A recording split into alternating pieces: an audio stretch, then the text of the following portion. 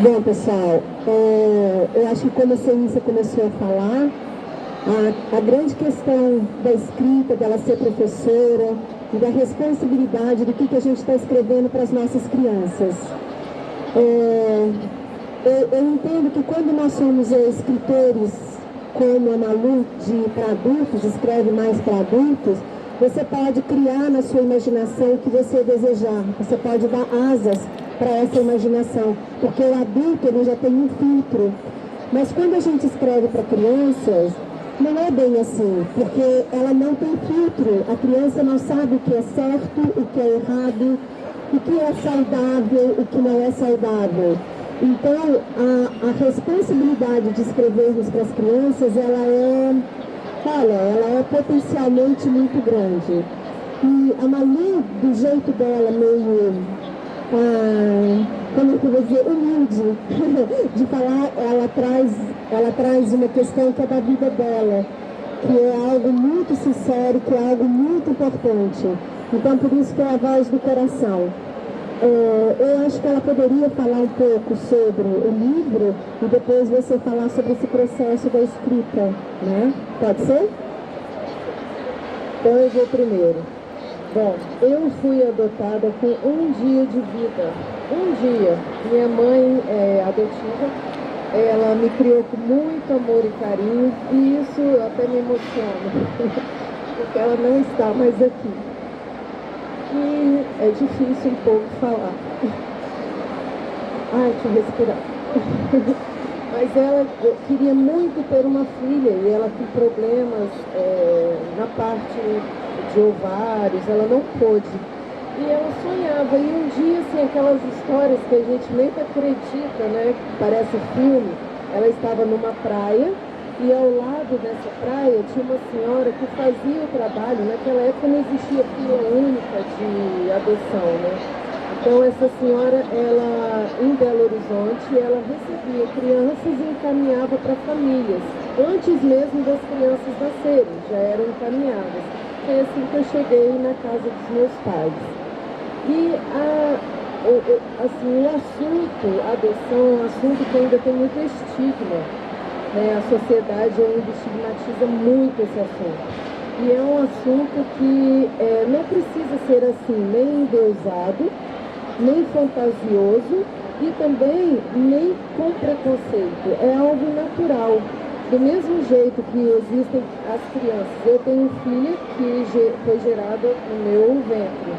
E ela é um doce de menina, mas eu poderia ter tido um filho ou uma filha, porque isso vem da afinidade de almas e não da carne. Eu poderia ter tido filho ou filha que não se afinizasse comigo, né? É a mesma coisa é o adotivo. Então, eu vejo a adoção como algo que não pode ser fantasioso. E nessa história eu escrevi A Tiara Encantada, é uma princesa, a Raíssa, e ela lê histórias para as crianças do reino. E a história, ela lê para essas crianças de um orfanato.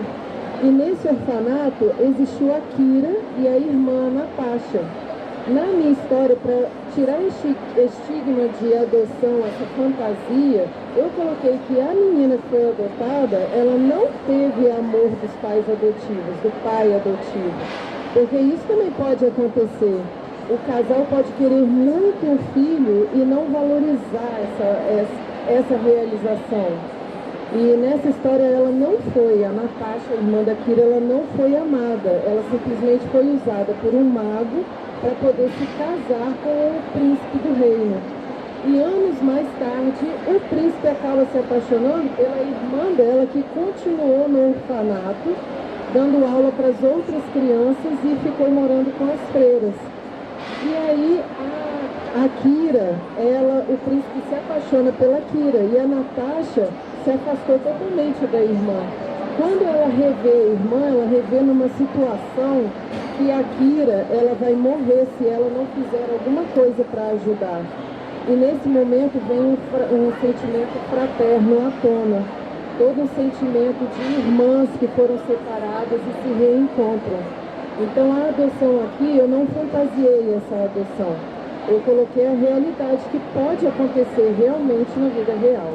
O meu caso foi um caso de muita felicidade.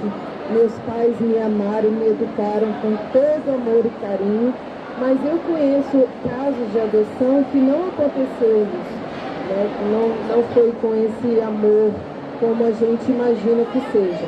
Eu já tentei adotar uma criança, mas eu depois desisti, porque eu fiquei 10 anos na fila de adoção e não consegui.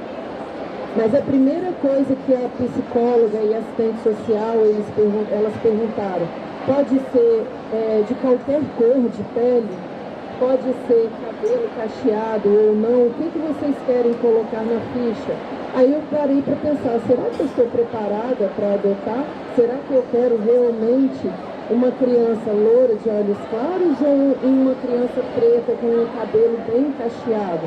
Será que eu vou querer isso? Aí eu voltei à minha época. Os meus pais eram bem clarinhos e eu vim com a pele mais escura. E eles me amaram da mesma forma. Então a adoção eu vejo como um ato realmente de amor. Você tem que saber muito bem o que está fazendo, porque depois não tem volta. Você está lidando com vidas. Por isso eu escrevi a Tiara Encantada. Por isso que elas me chamaram para falar um pouco da minha história, um pouco do livro, e que eu sou o coração desse bate-papo. Muito obrigada. Você quer colocar? Deixa eu só fazer uma questão, colocar aqui, já que eu estou meio coordenando a mesa aqui. Ela não tinha nada para participar, né? Vocês entenderam? Ela não tinha nada para falar, né? E dentro daquilo que eu sei colocar, dentro da neurociência, o que importa é a verdade. E a Malu traz um ensinamento muito grande, que é a aceitação. Ela aceitou os pais dela, ela aceitou o amor que veio deles.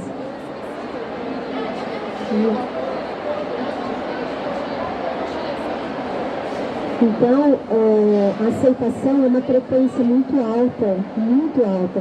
E os pais dela aceitaram ela do jeito que ela era também. Então, é amor puro. E às vezes a gente tem os nossos filhos naturais e às vezes a gente não aceita determinadas características deles, né? Não precisa tanto de corpo físico, né? Mas às vezes de formas, de temperamento, de personalidade. Então, é muito alta a sua frequência para a gente. Então, continuando o nosso papo sobre imaginação e voz do coração, quando a gente fala em histórias, né, a gente às vezes lembra de imagens, a gente lembra de perfumes, a gente lembra de sons, e a gente pode lembrar também daquela voz. Sabe aquela voz que tinha... Alguém lembra, algum de vocês agora lembra de uma voz, quando você fala história, que você ouvia quando era criança? Você lembra? Você lembra? A maioria que lembra, né? Talvez todos vão lembrar, talvez não lembrem no momento, mas vão se lembrar. Isso se chama afetividade. É o que fica morando no nosso coração.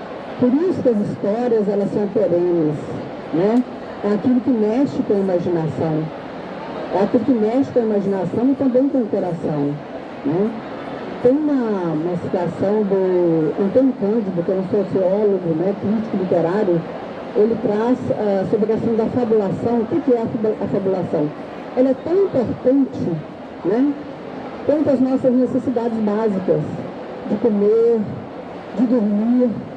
Então, que todos teriam que passar por isso. Que é isso que vai trazer para a criança, para a formação da criança, para o desenvolvimento, né? Para fazer um adulto com a compreensão melhor, né? Com o coração melhor também dessas histórias. Eu gosto muito de citar também, eu sou professora, né, como eu disse aqui, me aposentei, me dedico agora à escrita, posso agora me dedicar à escrita. Eu tinha um aluno, já como diretora, né? Eu recebia frequentemente um aluno aluno de 6º ano hoje, frequentemente na minha sala de direção, professor mandado para conversar comigo. não era para me dar presente. Essas histórias, né, dessas visitas. E nas nossas conversas, né, isso era quase diariamente. Aí um dia, esse menino entra na minha sala de manhã, que era turno da manhã, 7 às 11h30. Eu já na minha sala, ele entra no primeiro horário, entra correndo, deixa um papel dobradinho em cima da minha mesa e sai correndo. Aí eu pensei, o que será? E quando eu abro, eu tinha uma surpresa. Eu estava com o poema Beija-Flor da Rosana Murray, né? Que é aquele que fala assim, beija-flor pequenininho, que beija a flor com carinho. Me dá um pouco de amor que hoje eu estou tão sozinho. Beija-flor pequenininho, é certo que não sou flor. Mas me dá um beijinho que hoje estou tão sozinho. Então, aí depois fui na sala, né, agradeci, falei para os colegas, foi um momento bom de reconhecimento. E aí eu fiquei pensando, e eu trago isso porque isso é afetividade, né? Como que em algum momento a literatura, né? A literatura, ela ganhou o coração desse menino. Ela ganhou um espaço no coração dele. Que eu acho assim, que é a questão do que é necessário, de como que a poesia ela nos fortalece, como que a imaginação bem trabalhada, né? Que os livros de ficção, eles trazem a questão da imaginação. Mas o que é essa imaginação? Uma personagem bem construída, um cenário bem construído, né? Uma linguagem bem trabalhada. É isso que nós, como escritores, né? De uma forma geral, e principalmente na literatura infantil, nós precisamos estar atentos, né? O que essa literatura, ela traz a ficção, ela traz a imaginação, mas o que ela está trazendo? De que forma que o meu público, o leitor, que é a criança, que ela vai se identificar com determinada personagem, que ela vai, que as frustrações ou as alegrias, as tristezas ou as vivências das crianças, estão ali naquele contexto, que elas podem trazer e tomar como verdade, né? Que a fabulação do adulto, ela é diferente da criança, é diferente da fabulação do adulto, né? Para a criança, tudo pode se transformar. Essa cadeira aqui, para mim, para todos nós adultos, aqui é uma cadeira, né? Para a criança, ela pode se transformar no cavalinho no instante, não é isso? E os objetos vão tomando vida, vão tomando forma e vão trazendo essa criação, essa imaginação.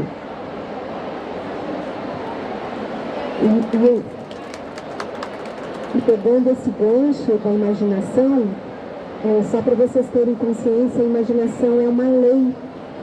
Assim como tem a lei da gravidade, tem a lei da imaginação.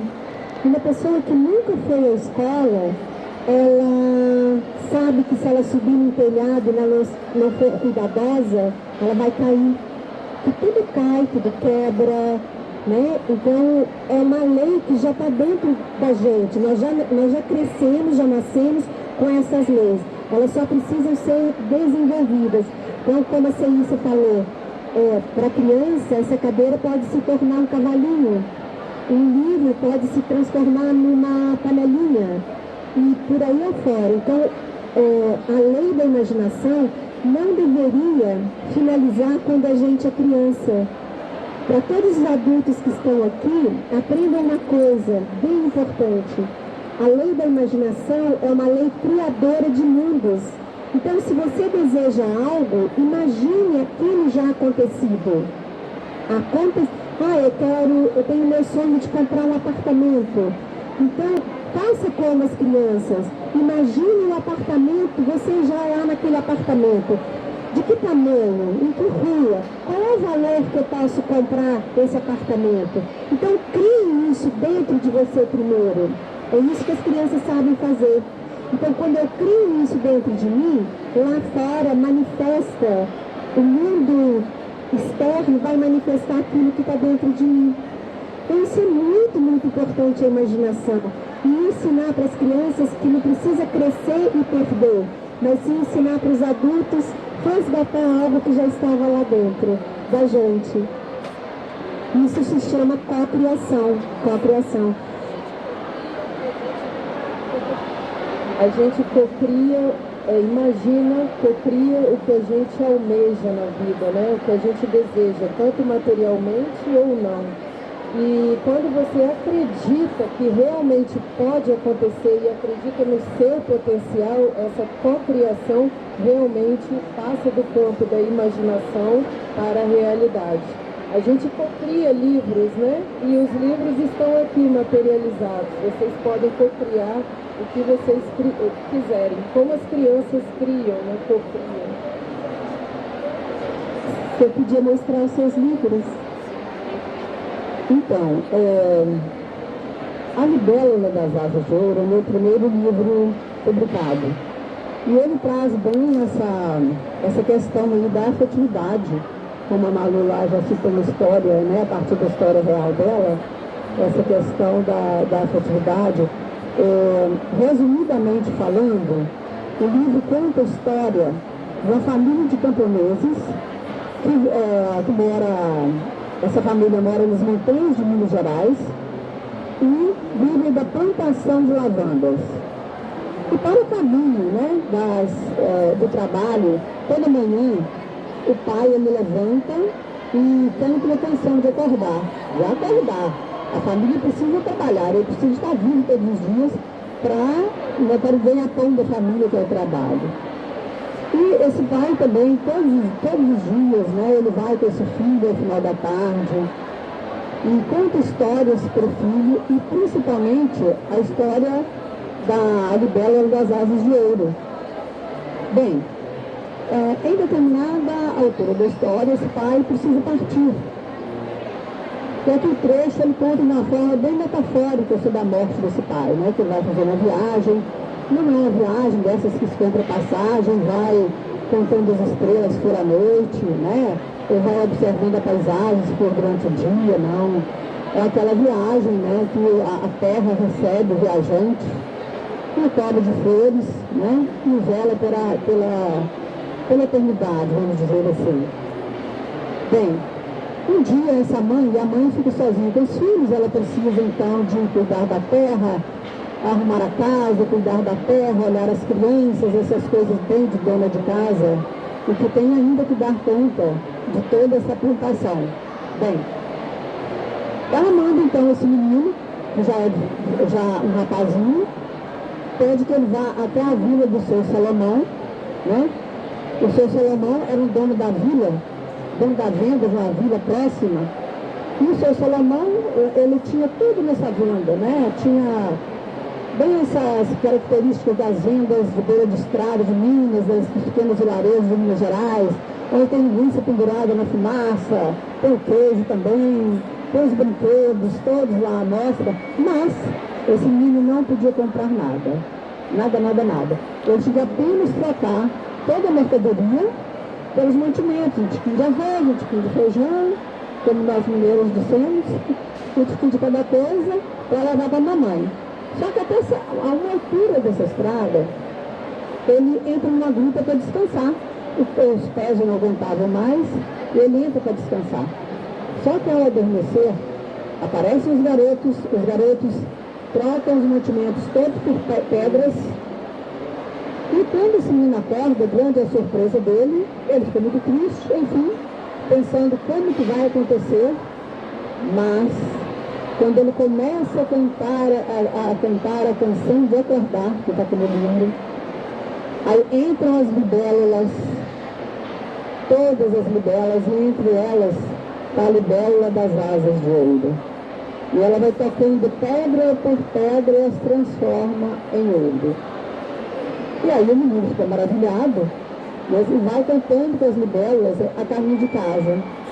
E chegando a caminho de casa, muito próximo, essa mãe, ela já ouve essa música que ela conhece muito bem, que era a canção de acordar do pai todas as manhãs. Ela vem em encontro do filho. E dessa vez, ela prepara para ele, então, um banho com cheirinhos de lavanda que ela fazia e guardava lá no baú. E canta para ele, dessa vez, uma canção de mudar. A minha amiga aqui canta, mas ela não trouxe o bandolim dela para trocar. E canta para ele, então, dessa vez, uma canção de Ninar. tá? Porque está aqui no livro A Canção de Ninar. Mas, enfim, quer cantar? É curtinho?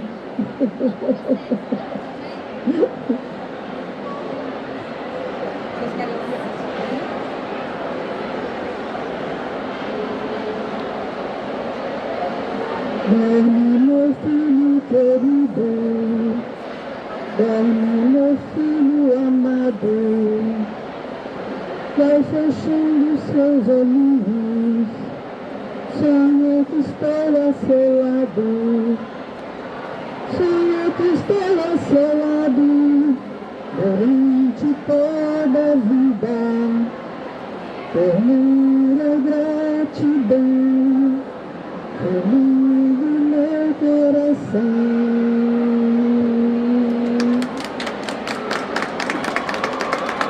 E aí ele adormece com a canção da mamãe.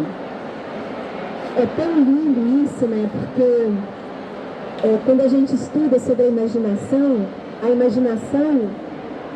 é o poder da alma. E me emociona falar disso, porque é o teu conto, é a tua história de vida, né? Então a imaginação é uma coisa muito importante, muito importante. É a criança que se sente segura, é a criação de mundos. Isso se traduz na lei da atração, que é meio mal dita, assim, meio mal falada, mal explicada, né? Mas é todo esse processo que a gente está levando para as crianças, todos os processos. Enfim, eu acho que então eu apresento os meus livros agora para vocês. Claro. E dentro da imaginação, eu acho que eu quero compartilhar assim, por que eu comecei a escrever, né? Porque eu nunca pensei em escrever uma linha, nunca tive o intuito de escrever nada. E a minha neta nasceu no Canadá. E a gente sempre fazia contação de histórias, né, por videochamada. Hoje ela está com 9 anos, mas na época ela tinha 3. E ela me pediu para contar a historinha dos 3 porquinhos. E quando eu comecei a contar a história dos 3 porquinhos, eu me deparei com muita coisa. Eu já estava estudando sobre as leis naturais, sobre física quântica e tudo, e eu falei, nossa, quanta coisa, quanta mensagem limitadora que a gente passa para as crianças. O lobo mau, não existe lobo mau, é a primeira lição dessa historinha, né? Não existe lobo mau, existem lobos com as suas características, seu habitat, seu instinto, mas eles não são maus. É o porquinho que fez uma escolha sem pensar e teve os resultados, teve as consequências, que foi o lobo estava nadando, caçando a sua carninha, inclusive para levar para sua família aqui, ó. Né? Isso lá, o ilustrador fez questão de registrar. Então as crianças começam a aprender que existem escolhas, e para cada escolha a gente tem uma responsabilidade e elas têm consequências. Então essa é a temática dos 3 porquinhos. E a primeira coisa que a minha neta aprendeu é: vovó, não existe lobo mau. Eles não existem. E pelo vício de linguagem, o hábito, sempre que eu contava uma historinha, eu falava, o lobo mau é ela. Vovó, você esqueceu que não existe lobo mau? E aí eu mandei fazer um livrinho para ela. E aí as pessoas da família, os amigos, os pacientes, gostaram tanto que aí eu publiquei o livro dos 3 porquinhos e a responsabilidade. Depois, o nome dela é Maia. Eu não sou vó coruja, né? Vocês viram que eu não sou vó coruja. O nome dela é Maia. E aí eu criei a personagem Ayan. E a intuição. E essa é uma historinha onde ela não queria comer. E aí, na época, eu, minha filha e meu genro começaram a trabalhar para ela ouvir a si mesma. É muito delicado falar disso, porque hoje tem tanta coisa na internet sobre educação, né? E todo mundo virou especialista em educação. E eu tenho 40 anos de profissão, então às vezes é até difícil falar sobre isso.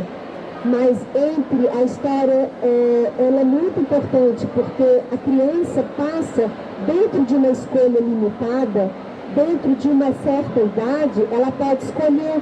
Então uma criança de 5 anos, ela pode escolher entre uma banana amassadinha que tem aqui no livro e uma uva, mas ela não pode escolher se ela vai tomar banho ou não.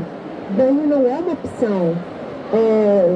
A hora de dormir não é uma opção, mesmo para as crianças maiores, mas dependendo da idade do relacionamento, você pode dizer, você pode dormir antes do banho, ou pode dormir, você pode tomar banho primeiro e dormir, ou pode comer e dormir depois. Você pode dar opções congruentes com a idade da criança. E aqui é uma forma de se treinar a intuição. Por quê? Porque ela vai perguntar para a barriguinha dela, é aqui que começa a nossa intuição, na nossa barriguinha, no sistema do nosso intestino, que tem células neurológicas. Então você vai sentir um bem-estar ou um mal-estar diante de uma escolha, né? E aí você pode ensinar para as crianças desde pequenas. E também nós, como adultos, a gente precisa de treinar isso, porque às vezes a gente faz escolhas que não são boas, porque a gente faz uma escolha a partir da mente e não a partir do corpo. E nisso a criança vai aprendendo a ouvir ela mesma, que é um conceito muito específico e muito importante dentro da neurociência. E depois eu escrevi a Chapeuzinho Vermelho. E a Chapeuzinho Vermelho não tem caçador. Como é que ela sai da floresta? Porque não tem caçador. Bom, baseado no que a gente está conversando, a mãe da Chapeuzinho ensina para ela sobre intuição, sobre aprender a se ouvir. Sabe quando, igual a Ciência falou, a gente tem aquela vozinha do afetivo, a gente tem aquela vozinha que diz pra gente, vai por aqui, ou vai... E a gente dá pouca importância, porque a voz da alma, ela sussurra, ela não grita, a voz do ego não. Por que você não fez isso daqui? Você já deveria ter feito isso. Essa é a voz do ego, que é a voz de uma mente enlouquecedora, né? A voz da alma, ela é suave, ela é uma voz materna, ela é uma voz que acolhe, né? Então, a Chapeuzinho aprende a ouvir a si mesma, mas com a distração, como acontece conosco, ela acaba se adentrando floresta fora, se distrai com as flores, se distrai com as coisas do lobo, com a maquiavélica voz do lobo, né? Ela sente que não é aquilo ali, mas ela não dá ouvidos à percepção dela. E só quando ela está dentro da floresta, já perdida, ela lembra dos ensinamentos da mãe. E aí ela pergunta para a barriguinha, qual é o caminho da casa da vovó? E aí ela encontra a borboleta e segue a borboleta. Todos nós já passamos por isso, que você faz algo que não tem lógica, mas você sente que você tem que ir por ali, né? A lógica nesse momento não existe. E você nem sabe explicar como é que chegou naquilo ali, mas você chega e o resultado é surpreendente, né? Isso é a voz da intuição. E aí, através dessa voz, ela sai da floresta. E a vovó, né? Briga. Tu já leu esse livro, então? A vovó, eu fiz... Gente, depois que eu me tornei avó, eu também fiz um upgrade nas vovó da Chapeuzinho, né? Eu falei, não dá pra deixar essa vovó, como se diz lá no sul, tansa, né? Essa vovó que não sabe o que fala. E aí a vovó tá esperando a Chapeuzinho com o baita piquenique. Ela se atrasa, e aí ela me lembrou. A vovó começa a ficar preocupada. E o que é preocupação? É foco no negativo. Então, ela, será que aconteceu alguma coisa? Será que aconteceu? Os lobos pegaram a Chapeuzinho? E aí ela dá um cancela, né? É uma forma de você tentar calar a sua mente. Cancela. Aí a vovó conseguiu silenciar a mente dela e colocar foco no que ela queria, que é a neta chegar sã e salva. E aí ela consegue fazer isso e prepara o piquenique e a Chapeuzinho chega, né? E a vovó, depois disso, ainda passa um período com a Chapeuzinho questionando o que havia acontecido. Então a vovó, ela tem uma percepção mais apurada, que foi como ela educou a filha e como a filha está educando a neta, né? Então, basicamente, são esses livrinhos. Aqui a segurança encontra-se dentro da gente, porque a gente não vai evitar eu chamo os BOs na nossa vida, né? A gente não vai evitar os BOs, eles vão acontecer. se eu sou casada, se eu tenho namorado, se eu tenho um trabalho, se eu ganho dinheiro, se eu ganho muito ou pouco, tudo vai ser BO. E tudo que nos acontece é o despertar da consciência, né? É para o despertar da consciência. E a questão é, eu consigo confiar em mim que eu vou sair e vou resolver esse BO? Eu vou sair desse buraco, né? Então, as histórias dentro da neurociência propõem que você tenha ferramentas para você poder viver a vida de uma maneira mais leve, mais suave, despertando a sua consciência. E para isso a Malu trouxe a história de vida dela, a Ceissa trouxe a experiência dela com os alunos, o bilhetinho, né? É a voz da alma, né? É a voz da alma pedindo alguma coisa, que a gente realize algo que é mais profundo do que a nossa mente, né? De uma forma poética, né? De uma forma sensível, né? Querendo tocar o coração, assim como foi tocado. Só para terminar aqui o que ela falou sobre a voz da alma, é muito importante um ponto que ela falou, a reforma íntima, né? A gente se conhecer, que a gente só vai passar por esses BOs da vida se nós estivermos fortalecidos. E para a gente se fortalecer, primeiro a gente tem que se amar, a gente tem que se entender os nossos defeitos, as nossas qualidades, porque a gente se amando, a gente entende melhor o outro e as consequências até mesmo dos nossos atos, né? Então a voz da alma passa muito por isso, pela reforma íntima que a gente tem que fazer no dia a dia, para a gente viver melhor conosco e em sociedade. A realidade, ela começa pela gente, né? Ela começa dentro, não adianta eu querer mudar lá fora sem mudar aqui dentro. Então começa por se amar e se aceitar, né?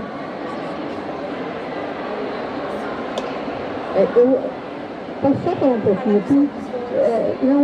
Só basicamente, esse é um livro de teatro, que é o Brincar e Sonhar é Só Começar, que também passa pela questão da uma avó, que ela encontra uns seres mágicos do folclore brasileiro, com o Saci, com a Curupira, e teve também com a Carochinha, e o Saci os pega, né? Pega a vovó, a Carochinha e a Curupira, e vão voando pelo Brasil no redemoinho do Saci. E vão brincando, contando histórias, né, do nosso folclore brasileiro, que é esse aqui. E como nasceram as borboletas, ele traz também bem essa questão da questão da imaginação também, né? Traz as personagens que são os animais da floresta que resolvem fazer uma grande corrida. E no convite a quem vai participar dessa grande corrida, as lagartas, elas são rejeitadas e elas resolvem, então, a lagarta mais velha tem uma grande ideia, que elas não querem desaparecer da floresta. Elas resolvem, a lagarta mais velha tem a ideia de que eles vão construir, fazer um pacotinho, esconderijo, aqui dá o nome de casulo. E na verdade elas conseguem, então, cada um se esconder no seu casulo, e no dia da grande corrida, elas já apontam os animais para a largada, as borboletas se explodem, os animais ficam todos encantados ao ver as borboletas voando no céu azul, e assim elas ganham a corrida. Aí traz uma reflexão sobre a questão da grande importância, né, das lagartas, das borboletas, né, dos insetos, para a natureza, para o ecossistema, né? Aí tem toda já uma fábula moderna, trazendo já essa consciência de como que os insetos, as lagartas, as borboletas são importantes para o nosso ecossistema. E traz uma forma, bem uma linguagem bem poética, trazendo, quando a gente fala nessa questão da imaginação, né, uns trechos que vem descrevendo e trazendo, então, para essa questão até mesmo da contemplação. Aí os livros trazem isso. O que é essa contemplação, né? Quando você passa por um trecho que você vai percebendo, você vai olhando as personagens ali desfilando nesse espaço, ele traz essa questão que é tão necessária hoje, que a gente, muitas vezes ligado às nossas telas, né, do celular e etc e tal, nós perdemos um pouquinho essa questão de observar o que está à nossa volta, que é tão importante que é principalmente trabalhar a nossa imaginação. E só para a gente terminar isso que ela fala, só para aprofundar um pouquinho mais na pergunta do cancela. O cancela é uma tentativa da gente silenciar a mente, né? De preocupações, de foco no negativo. Mas isso que a Celícia acabou de falar chama-se presença. Então, a presença me coloca no momento aqui e agora. E isso faz a diferença, né? Então, eu estou aqui, eu não estou pensando no que vai acontecer. Eu estou aqui, eu estou presente. E a vida se acontece agora, né? É agora, é aqui, onde nós nos encontramos. Falta uns 15 minutinhos ainda, e eu queria abrir, né, para se alguém quer fazer alguma pergunta sobre os nossos livros, a nossa história, enfim, se vocês querem perguntar alguma coisa.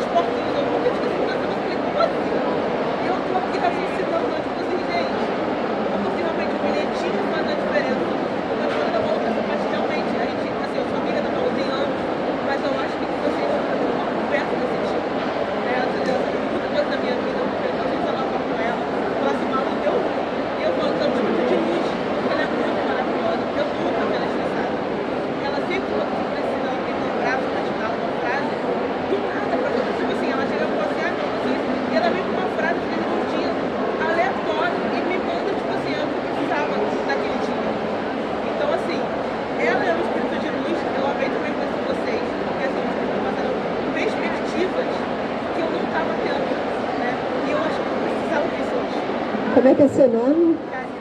Karina. Karina, que lindo ouvir isso. Que lindo. A voz do coração, a voz do coração. Olha só, como é que é seu nome que eu esqueci? Karina, é assim, ó. Isso que você falou, eu acho que atende para mim, eu acho que para as meninas também, mas o objetivo de estar aqui na Bienal e estar trazendo isso, que é façam perguntas, não aceite as coisas do jeito que elas são. É tão legal isso que eu aprendi que agora, com o advento da inteligência artificial, você tem que fazer perguntas para que eles te tragam, para que o programa, né, a plataforma, te traga respostas dentro do que você precisa. Então, a arte de fazer perguntas. Então, você se identificou, vai perguntar, vai pesquisar, vai se questionar principalmente, porque a gente tem muita informação. Eu só ver aqui 4 pavilhões de informações que a gente tem. E o que é que serve para mim? O que é útil para mim? Então, assim, questiona, porque a gente precisa de desenvolver essa capacidade de perguntar, né? Senão a gente só fica passivo na frente, não só das telas, mas dos livros também, e achando que isso aqui é a verdade. Por isso que, para mim, foi importante trabalhar com as leis que regem a nossa mente, entende? Porque aí é lei, quem que vai questionar a lei da gravidade? Eu sou muito inteligente, eu sou muito capaz. Pula lá do quarto andar para ver o que acontece. Entendeu? E, por exemplo, aprender sobre as leis. Você pode ensinar para uma criança que quer subir aqui no curso. Você pode, cuidado, você vai cair, você está programando. Cuidado, isso é perigoso. E se você explicar para ela que tudo tem uma força invisível que puxa a gente para baixo, para que ela tenha atenção para subir ali. E aí ela vai colocar a atenção, é diferente, né? Então, assim, obrigada pelo seu questionamento. Eu quero dizer que a Karina, a Amanda, a Mirella, o marido da Karina, são pessoas maravilhosas que estão sempre me prestigiando e eu sou eternamente grata pelo carinho que eles têm por mim. E esse carinho é recíproco, porque eu também, quando eu percebo que alguém não está bem, como ela falou, eu gosto de transmitir mensagens positivas. Foi assim que meus pais me criaram. E por isso que eu escrevo, porque nos meus livros, esse é um infantil, mas tem os romances, eu sempre coloco ali uma mensagem ou outra, ou várias, que às vezes as pessoas nem percebem que tem um fundo moral ali, algo para se questionar, como você falou, para ser questionado. Eu sempre coloco uma coisinha ali que a pessoa lê e num determinado momento ela vai falar assim, opa, eu li naquele livro isso, eu vou fazer dessa forma e não dessa. Então a literatura para mim ela serve até mesmo como um meio, em primeiro lugar, de eu estudar e escrever para eu aprender e tentar ajudar as outras pessoas. É a voz do coração sempre em alta. Não posso perder.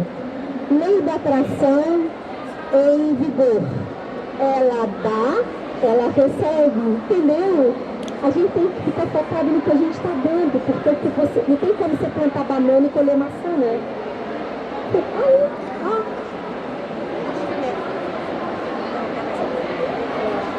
Alguém tem alguma pergunta, alguma observação?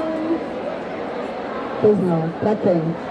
Para todos vocês. Para todos nós. Mas eu tenho uma pergunta bem mais técnica. bem pertinho. Tem uma pergunta mais técnica sobre escrita mesmo. E é qual que é a pior etapa para escrever para criança, porque eu acho que escrever para criança é muito mais difícil do que escrever para adulto também. Então, de tudo isso, o que vocês têm que pensar mais para poder escrever voltado para uma criança?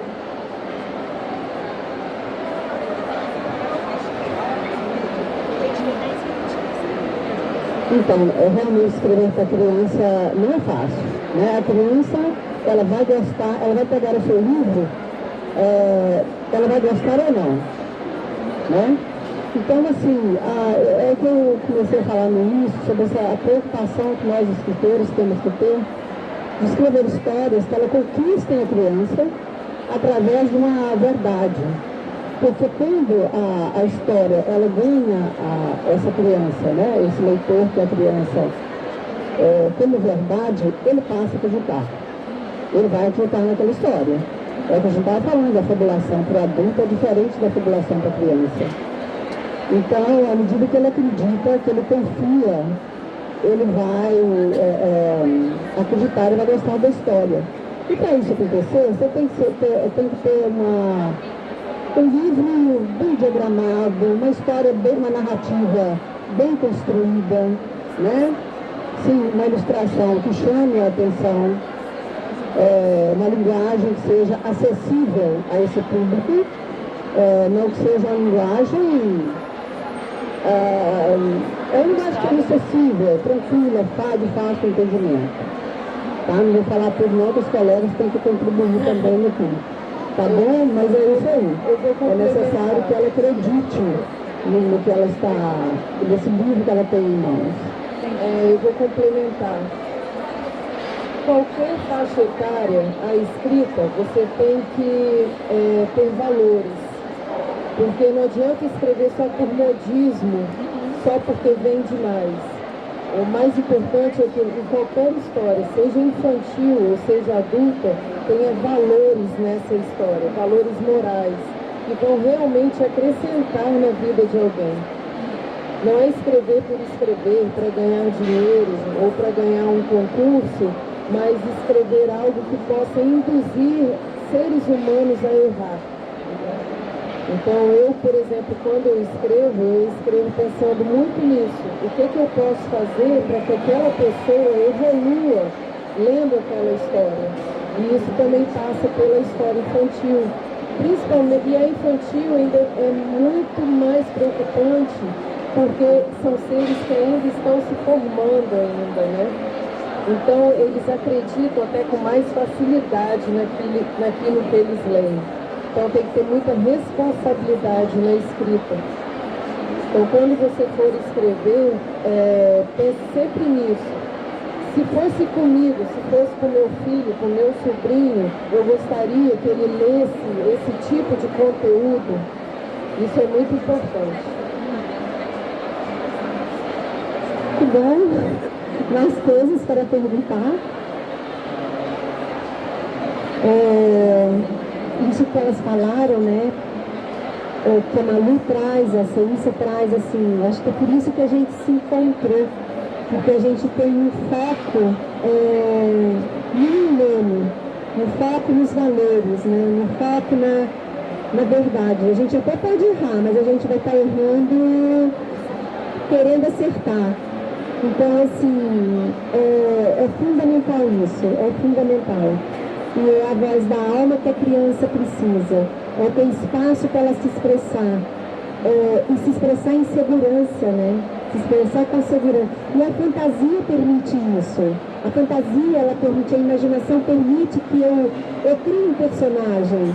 A Ceissa, ontem, na hora que eu cheguei aqui, meu Deus, a personagem dessa era a libélula em pessoa, assim, né?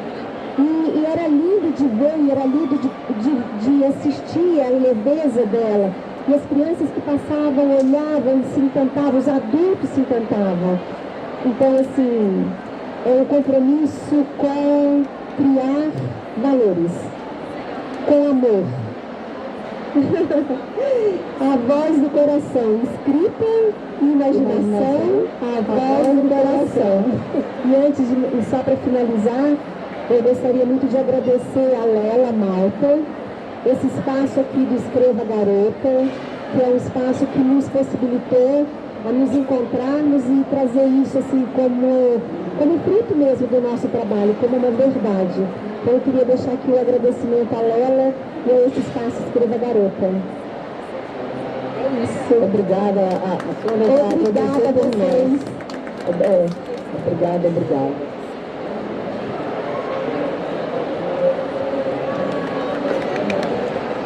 Obrigada, gente, pela paciência de nos ouvir aqui.